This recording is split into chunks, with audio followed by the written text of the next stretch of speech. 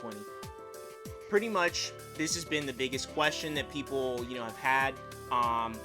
Will BBTAG be at Evo 2020? All right.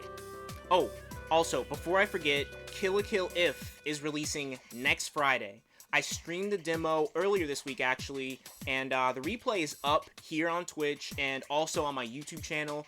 I might stream the demo one more time before the game releases, but either way, I will be streaming the game on release date 1 week from today, so keep a lookout.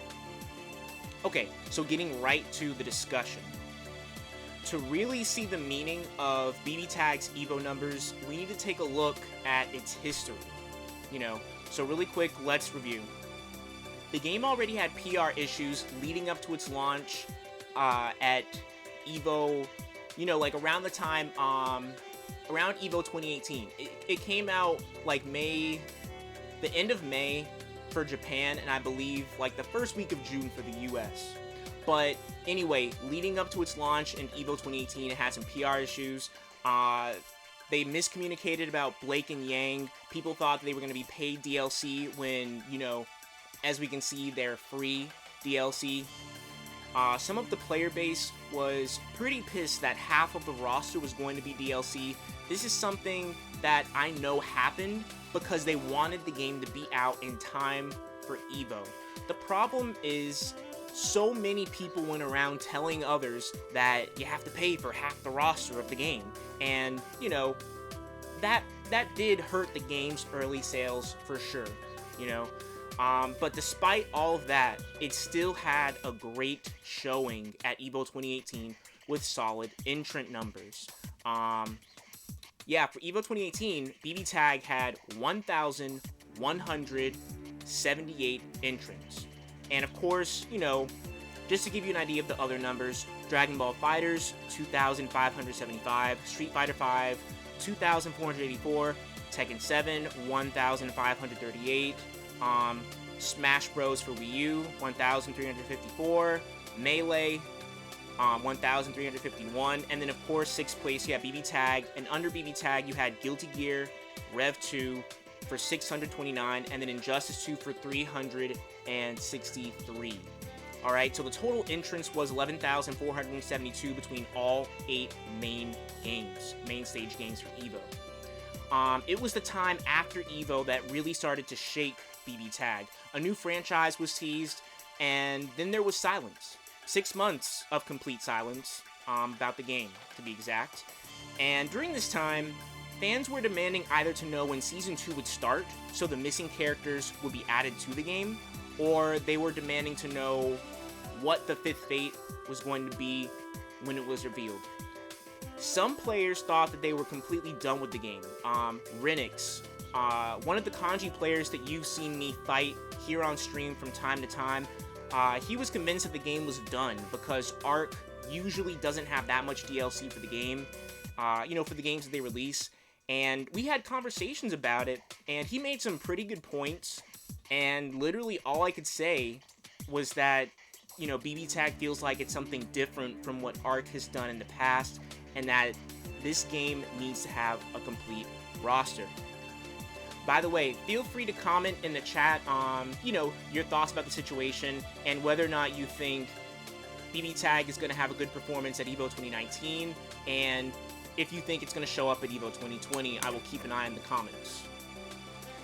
So, fast forward to Evo Japan, a lot of people were expecting Season 2 to be revealed, and that's not what happened. While some were really excited about Arcana Heart being the 5th franchise, the big issue that people mention here was that the 3 returning characters weren't enough. Naoto and Seth were very smart picks because they were pretty popular requests, and Teddy was bound to happen at some point because he's in the investigation team. But the fact that this announcement wasn't paired with an official Season 2 announcement, that's what made a good number of players upset. And, at that point, it was just unclear what their intentions were with the game, which led to some people dropping the game or openly bad-mouthing the game. Then, there was the wait for these 4 characters to make it to console. And once they did, we see there's no interactions. Again, this really upset fans because this was not communicated at all. And also because it's a key feature that everyone, the players and the spectators, really enjoy seeing in BBTAG. And recently, because players don't know what ARC's intentions are with BBTAG, they're claiming that BBTAG is the reason that BBCF, the last mainline BlazBlue game, Central Fiction, isn't getting any updates. And that's just completely untrue. ARC is currently working on Kill la Kill If, Granblue Fantasy Versus, Dragon Ball FighterZ for Season 2. Likely also Persona 5 Arena, BlazBlue Dark War, a mobile game, has been in development for years now. And somewhere in the background, they're working on the next mainline Guilty Gear and BlazBlue titles. In case you didn't notice, ARC chose to prioritize other companies' IPs over their own. They could have very easily just focused on BBTAG, BlazBlue, and Guilty Gear, but that's just not their choice. Alright, let me take a quick look at the comments here. That was pretty much the review. Now I want to get into looking at the actual numbers so that we can see what exactly they mean here.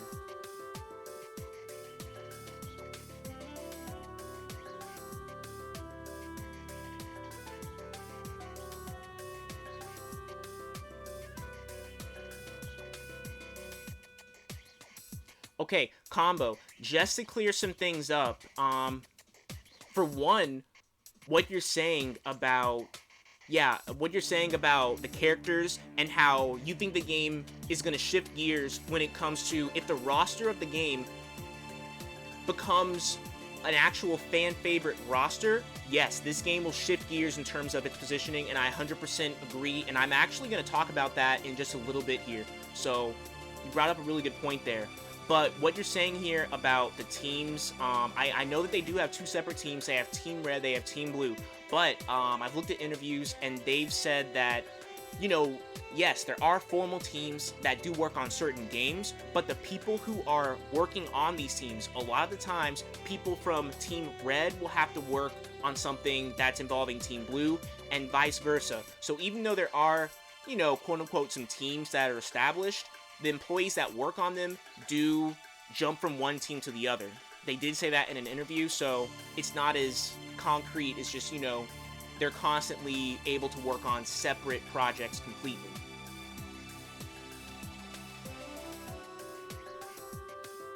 Right, Combo. My point here was that there's a very decent possibility that, you know, like I just mentioned, I just named a bunch of projects, dude. I just named a bunch of projects that we know that ArcSys is working on. It's possible that a lot of Team Blue reps had to work with Team Red to get a lot of that stuff done.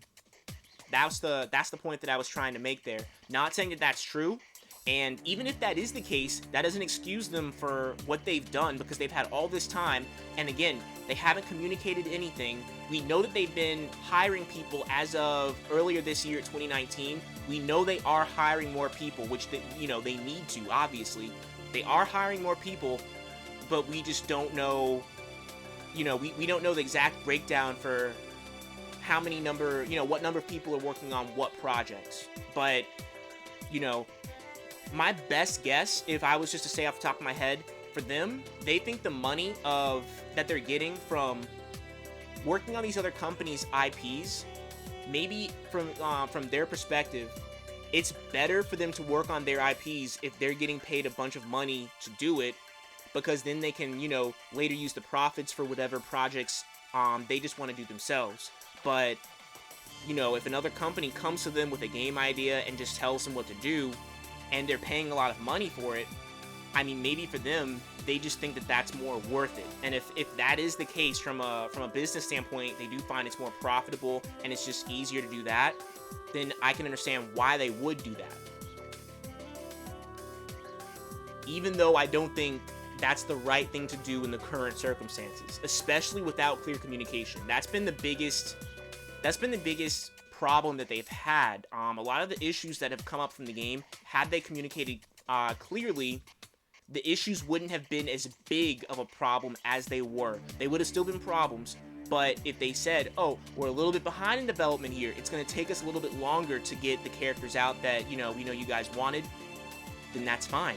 At least you communicated that to us, Or if they would have told us, oh, we're going to be working on the Japanese arcade version of the game, and then we're going to have to port that over to consoles afterwards. It's a completely different process to make a game from the ground up for arcades, so we have to make pretty much a brand new game, even though we have all the assets here. Creating it from a programming perspective, that's a brand new game.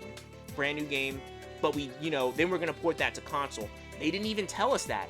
They told us when, oh, okay, well, the arcade version's already pretty much done here. We're going to be showing it off in a month or so. Just saying. Let me go through... Wow, I missed a lot of comments. 1 second.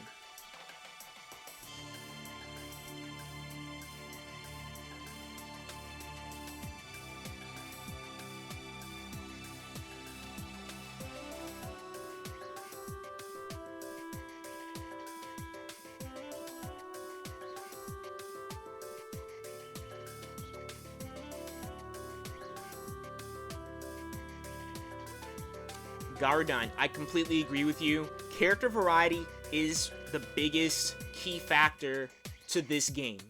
Definitely. I 100% agree. And yeah, if things don't change when Evo comes and goes, then yeah, I don't think, the game's just not going to last much longer. There's going to be hardcore players who just like the game for the game being what it is, but in terms of the game actually having a life where it's something that people would talk about to their friends and say, hey, come on over and play this game, that is gonna die off reasonably fast if they don't announce what people have been waiting for, communicate and tell us what's going on with the game. It's not gonna make it that much longer.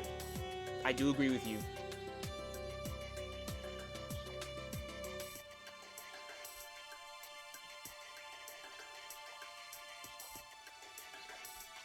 Combo. Again, even if the teams were just non-important, just names or just things that they just say, even though there aren't really teams, again, that would be something that they would have to communicate to the player base. Which, like I said, communication has been the biggest thing that they have failed on when it comes to, I'll say especially when it comes to this game. Some people who've been following some of the other games think that it also applies to other games as well. I personally don't agree, just because in comparison, this is the game that it's so behind and it needs so much, but they haven't even talked about it yet,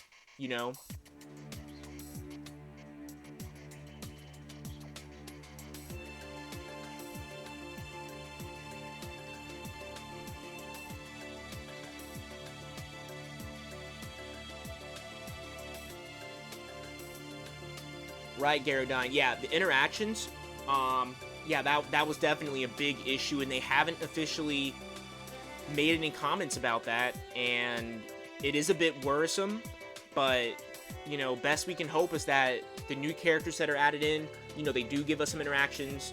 I'm hoping. It would suck to wait all this time for villains, and then we get to the villains, we get the villain pack, right?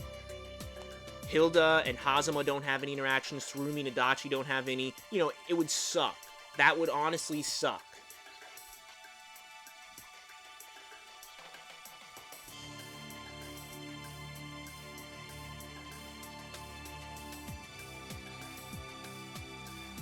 Alright, yeah, Combo. I see the reason why they made the arcade version. It was needed because in Japan, if the game isn't on arcades, they're just not going to take it seriously.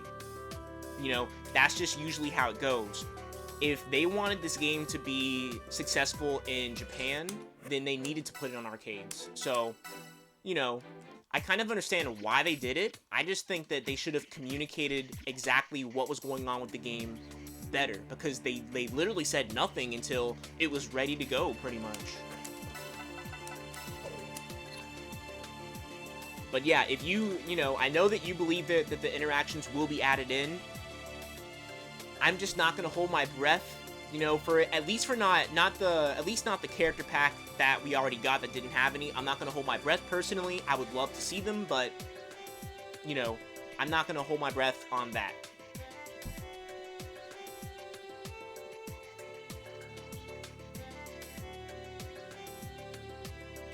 All right.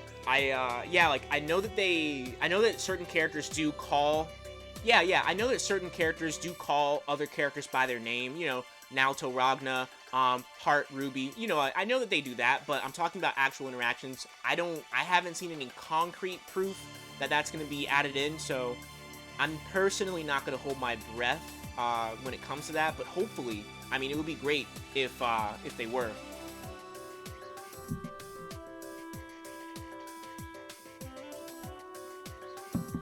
All right. So, I know that most of you already knew, you know, the history of this game and everything, and, you know, I don't really like to go over it all the time, but I just wanted to mention it just so this would be able to put proper context to the meaning of EVO 2019's entrant numbers.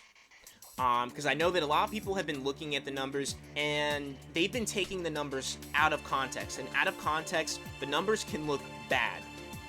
They can look, you know, just really bad. Anyone can take any numbers and make them look good or bad regardless. You know, that's how statistics work. You can use the numbers and bend them however you like. But if you look at them in the proper context, you can get a much clearer, you know, interpretation of what they mean exactly.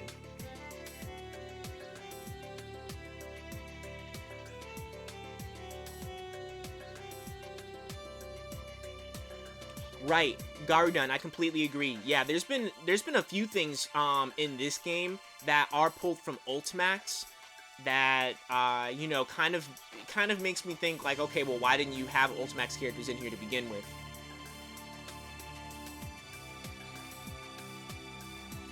Oh, but yeah, no, to answer that, I definitely think that Ultimax characters can be in. Like, definitely. I don't think there's anything holding them back.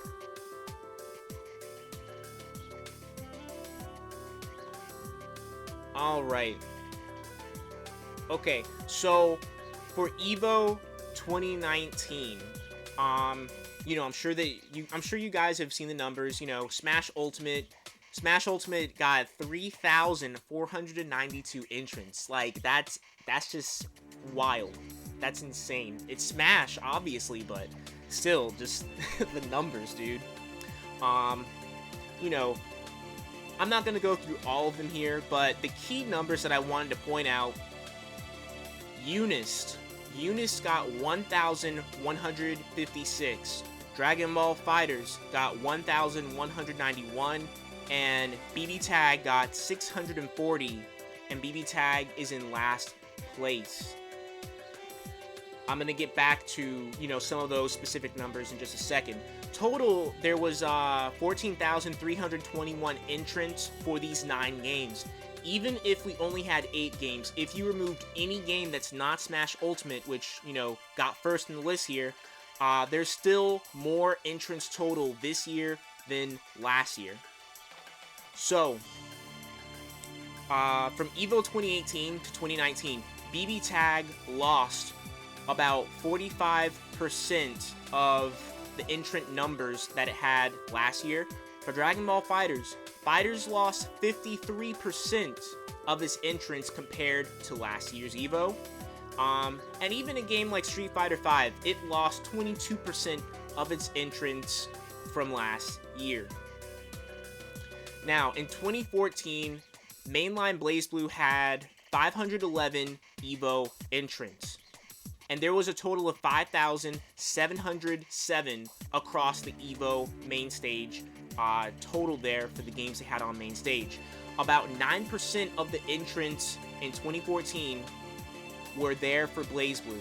In 2018, BBTAG, a brand new IP, had about 10% of the total EVO entrants, despite the bad PR it had leading up to its launch and into EVO. I've been told that most anime games have EVO entrant numbers drop by 50% from one year to the next.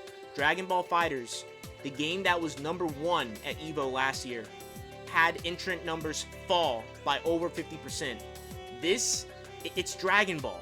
It doesn't matter what kind of game they make. If they just slap Dragon Ball on it, it's gonna sell, period. Doesn't even matter. But FighterZ was well marketed. It had a lot of hype, and it's considered to be the best Dragon Ball game to date. That game is a great game. I have it. I loved it. I played the beta. I purchased it day one. I got the Season 1 pass. I played that game. I really enjoyed playing it while I was into it. But the gameplay and mechanics make it bland. It's a game that eventually you will get tired of because so many characters have the same rushdown playstyle, and the game doesn't have a burst mechanic or anything like that. A lot of people complain about the lack of defensive mechanics. The thing is, the player base, at this point, they've been getting tired of playing the game. Mechanically, it just needs to be better than what it is. And this is shown by the number of EVO entrants that we have this year for the game compared to last year when the game was new. The numbers don't lie. The players are clearly making a statement. Now, I wanted to talk about Uni's numbers really quick, but let me check the comments because I see I've missed a few of them.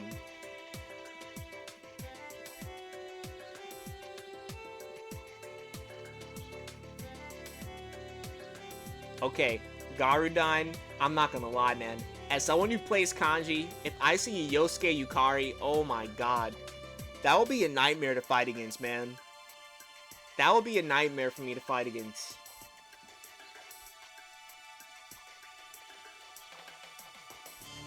Devin, you want Penny. Well, I think Penny would be an interesting character to add to the game. She was not mentioned in the data mine for the announcer files. I'm not sure how likely she is, but she would be an interesting character for sure if they did add her. Combo, 100% agree. We need more male characters. We need more male characters. There's too many cool male characters we're missing. You have the villains, Terumi Adachi. You have Hibiki. A lot of people want Kagura. Then you look at Persona, and then you have Minazuki. You have Junpei. There's a lot of male characters that people, want to see added to the game. If you look at Ruby, you have Adam. You have Sun. There's a lot of characters, dude.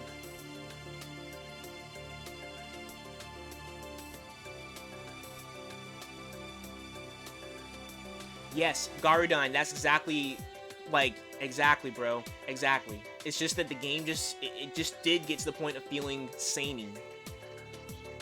On a side note,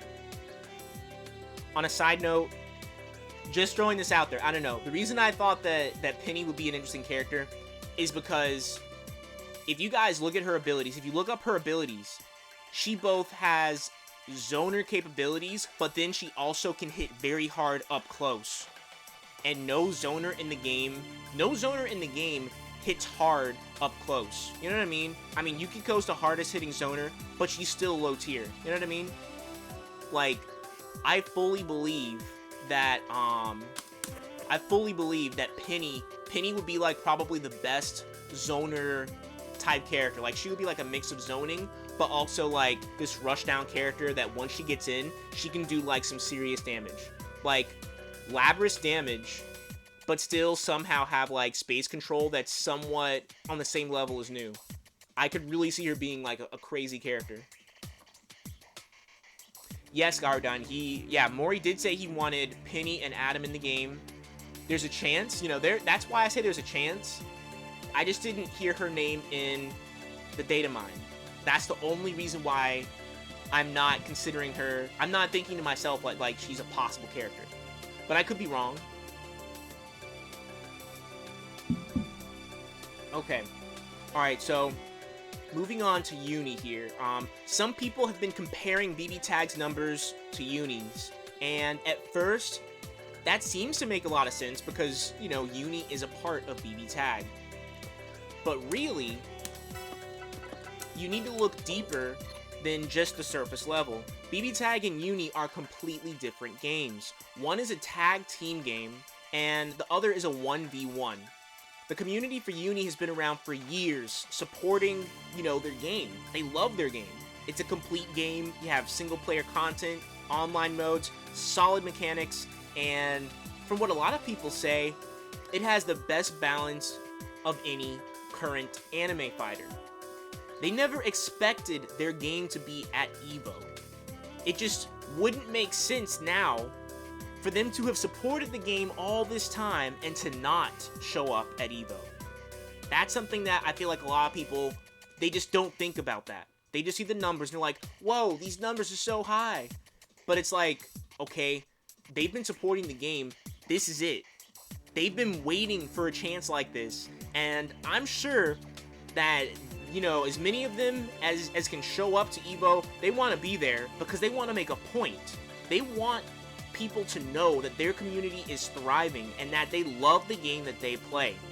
That's why the numbers are so high. It's Uni's first Evo, and they're making a statement. Okay. Let me check the comments really quick, and then there's some things I want to talk about specifically about BBTAG.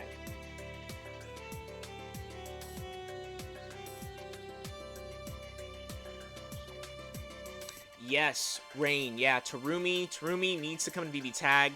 I don't know why. There are some people who consider Terumi an unnecessary character to add to the game.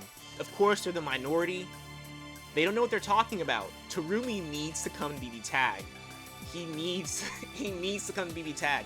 If we get a villain pack and Terumi is not there, people will be pissed. Yes, there are a good number of people who also want Susanoo, but in my opinion, from what I've seen, it's Terumi and the rest of the villains, or, Terumi, the rest of the villains, and Susanoo, but never just Susanoo and the villains, excluding Terumi. That's just not, people would not like that, But yeah, Terumi and Susanoo got in, yes, would love that.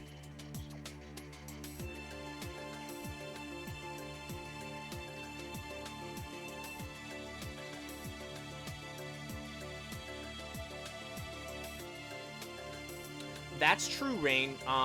Uni does only have, so many characters, but Uni Clear is about to come out, or at least be announced at EVO 2019. Odds are they're going to be adding in some more characters. It just seems like they just have a good idea of, how to balance things when it comes to their games. I think they're going to continue Uni for a while now, especially now that it just now is getting the level of attention and, the level of attention and the spotlight that it deserves. And since it's just now getting it, and it's, now starting to take off to a new level, I think they're going to continue with Uni for a little while, and I could definitely see them adding more characters over time, and still being able to keep things balanced,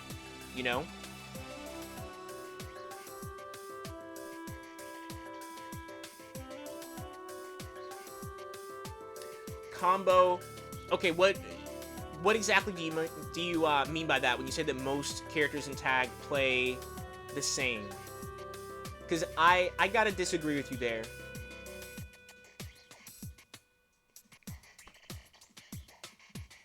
Okay, give me an example, Combo.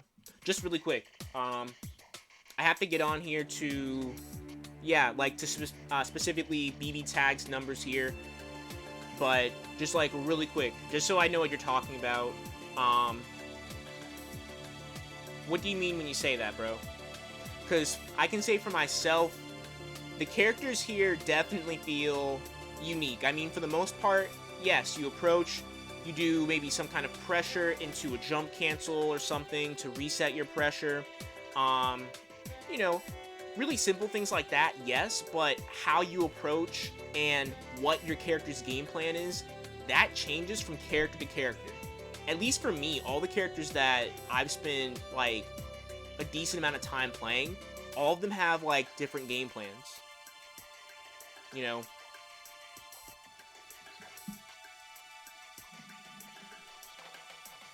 Alright, let me get...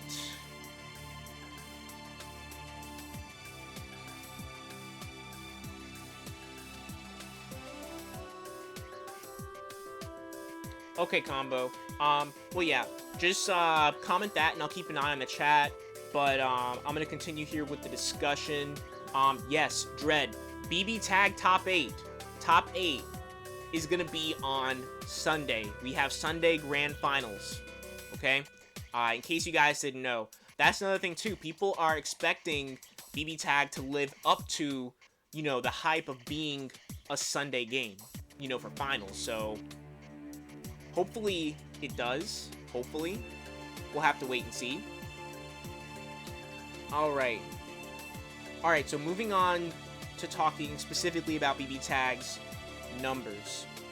In 2015, well, putting some things in context here, but you'll see. In 2015, Guilty Gear, one of ARC's IPs that had been around for over a decade at that point, had 970 entrants at EVO, or a little over 9% of the total EVO entrants that year.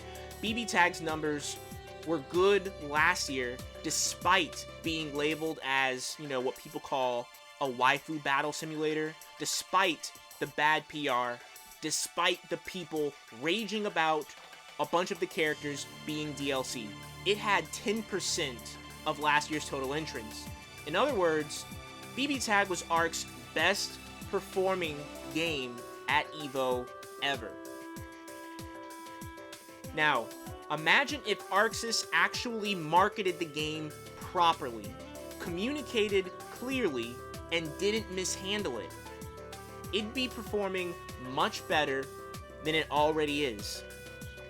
This year, BB Tag retained 55% of the total number of entrants it had last year. That's more than the norm. I told you guys that most of the time in anime game, when it comes to EVO from one year to the next, they lose at least 50%. That's what happened to fighters. It didn't happen to BB Tag. That's something that people really miss. It happened to fighters. It didn't happen to BB Tag. BB Tag's numbers also broke a record this year, and it's a bit of a weird record, but I feel it's very fitting given the circumstances. BB Tag is the best performing game at EVO ever in last place. Highest numbers ever while still being in last place. And I said that this is fitting because when you look at the numbers, yes, at first glance, if you look at this year's numbers and you look at the raw numbers and you don't know any of the circumstances that are surrounding the games, yes, they can seem worrying. But when you think of the bad PR, the unclear communication, and the issues that this game has had all this time, these numbers are good. And of course, they make a statement. The player base loves the premise of BB Tag. People wouldn't have supported the game and entered at EVO if they didn't. The numbers this year are so much lower than last year because the game has had problems that are outpacing the slow speed that ARC is addressing them and providing solutions.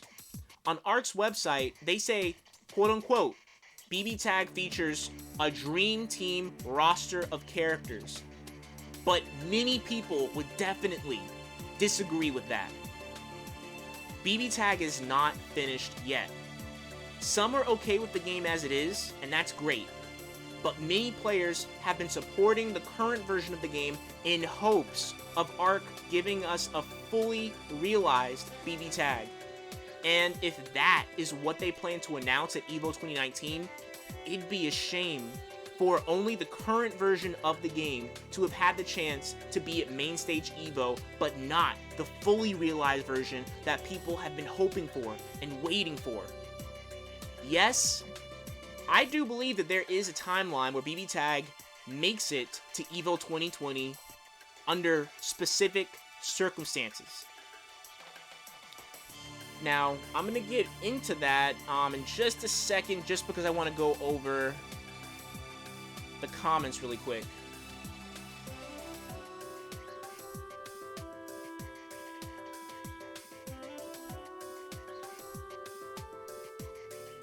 Yes, Garadine, a lot of people don't like, really take a close look at the numbers, or, people look at the numbers and then they they look at it and then they just try to manipulate it to make it look bad, right? But if you take a look at the full context of everything, they're honestly not that bad at all.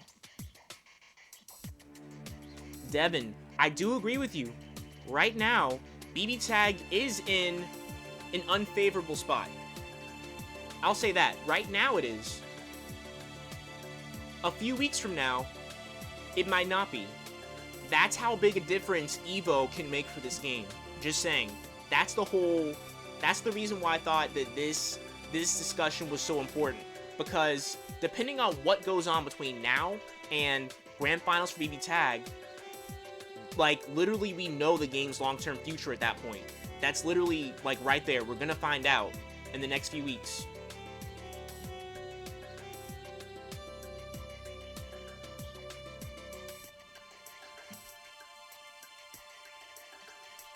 Alright. Combo, I think... Well, when you say update, I don't know if you mean a balance patch or if you mean, like, you know, new characters or, you know, what exactly there. But I personally think that it does need to be sooner than this December or April of next year. Yeah, no, I definitely believe that they need to update the roster before December of this year. They need to. They need to.